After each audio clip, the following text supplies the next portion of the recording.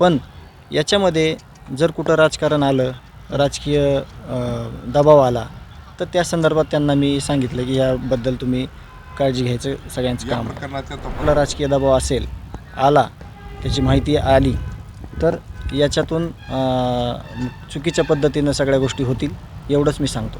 Evidence आहेत, जे पुरावे आहेत, ते सगळे आहेत का, किंवा काही नसतील तर समजा कुणाची मदत घेऊन आपल्याला घेता येतील का, या संदर्भात चर्चा झाली. आश्वासक पहिली भेट पण होती आणि आत्ताची पण होती की आज जो जामीन अर्ज केलेला होता, तर तो जामीन अर्ज बिनाशर्त परत घेण्यात आला. इतक्या चांगल्या पद्धतीनं यांनी सगळं मांडलेलं आहे, त्याच्यामुळं हे समाधानकारक गोष्ट आहे. वाल्मिक कराड याच्यावर वेगवेगळे कारणं देऊन तो उपचार घेतो आहे, सध्या न्यायालयीन कोर्ट. त्या संदर्भात तेली साहेबांशी चर्चा झाली नाही. त्या संदर्भात ती न्यायालयीन प्रक्रिया आहे, त्याच्यामध्ये त्यांचे जे राईट आहेत ते मागू शकतात. पण याच्यामध्ये जर कुठं राजकारण आलं, राजकीय दबाव आला, तर त्या संदर्भात त्यांना मी सांगितलं की याबद्दल तुम्ही काळजी घ्यायचं सगळ्यांचं काम आहे. प्रकरणाच्या तपासामध्ये राजकीय दबाव आहे असं तुम्ही बऱ्याच वेळा सांगितलं. तुम्ही त्यांच्या कानावर घातले का असं होतं तपासात? आम्ही तुमच्यामार्फत आत्ता पण सांगतो आहे की याच्यामध्ये जर कुठला राजकीय दबाव आला, त्याची माहिती आली, तर याच्यातून चुकीच्या पद्धतीनं सगळ्या गोष्टी होतील एवढंच मी सांगतो. तुम्ही लेखी स्वरूपात मागणी केली होती, सकाळी देखील बोलले होते, लेखी स्वरूपात का नेमकं? लेखी स्वरूपात आम्ही जे तपासासंदर्भातल्या ज्या गोष्टी आहेत त्या पाठीमागच्या वेळेस दिल्या होत्या. त्यावर जे CCTV फुटेज आहेत CIDकडे SITकडे आलेले, किंवा जे पुरावे आता जमा होत आहेत, तर ते आपल्याला त्यांनी दाखवलं की हे तुम्ही ज्या पद्धतीनं, त्यांचा पण तपास चालू होता, आपण ह्याच्यात नवीन असतो, आपल्याला काही गोष्टी माहीत करून घ्यायच्या असतात, म्हणून आपण ते आपली खबरदारी म्हणून आपण दिलेलं ते हे होतं. किरण मॅडमची भेट घेतली CIDच्या SITच्या, आणि तेली साहेब आलते, त्यांची भेट घेतली.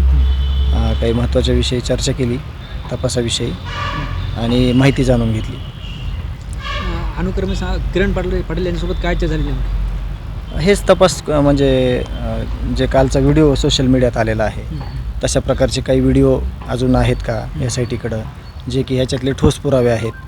आणि जे तेली साहेब आहेत त्यांच्यासोबत पण ही चर्चा केली की समजा जे काही अजून एव्हिडन्स आहेत, जे पुरावे आहेत, ते सगळे आहेत का, किंवा काही नसतील तर समजा कुणाची मदत घेऊन आपल्याला घेता येतील का, या संदर्भात चर्चा झाली. त्याच्यानंतर तुम्ही समाधानी आहात काय? आता ते आपल्याला सांगतील, म्हणजे अजून काही बाकी आहे कुठली तपास करायचा आपल्याला, जे काही अजून पुरावे पाहिजेत त्यांना. पुरावे तर सगळे आहेत, सगळ्या चांगल्या पद्धतीनं चालू आहे. सकाळचा जो विषय झालेला होता माझ्यासोबतचा, तो असा होता की हे घटना घडण्याच्या अगोदरची ढासळलेली यंत्रणा होती सगळी, त्या संदर्भात मी बोललो होतो, त्यावर त्यांच्याशी चर्चा झाली. पण आता त्यांना ज्यावेळेस तपास त्यांच्याकडे आला आहे त्याच्यानंतरच ते आपल्याला सगळ्या गोष्टी चांगल्या पद्धतीने सांगू शकतात. जो विषय आहे पहिला, तो न्यायालयीन समितीचा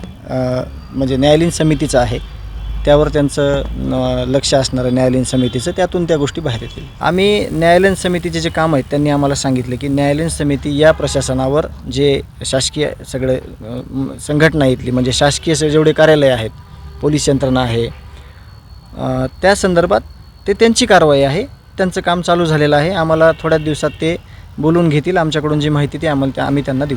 ज्या लोकांनी ही हत्या केलेली आहे भावाची, हे जोपर्यंत फासावर लटकत नाहीत तोपर्यंत समाधान विषय नाही.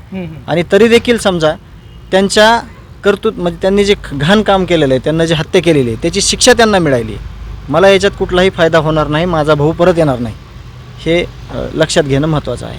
तुम्ही सुरुवातीपासून म्हणत होते खंडणी आणि खुनातील आरोपी एकच आहेत, आता भेट घेऊन तसं वाटलं का त्या दिशेने तपास योग्य दिशेने सुरू आहे? तपास योग्य दिशेनं आहे.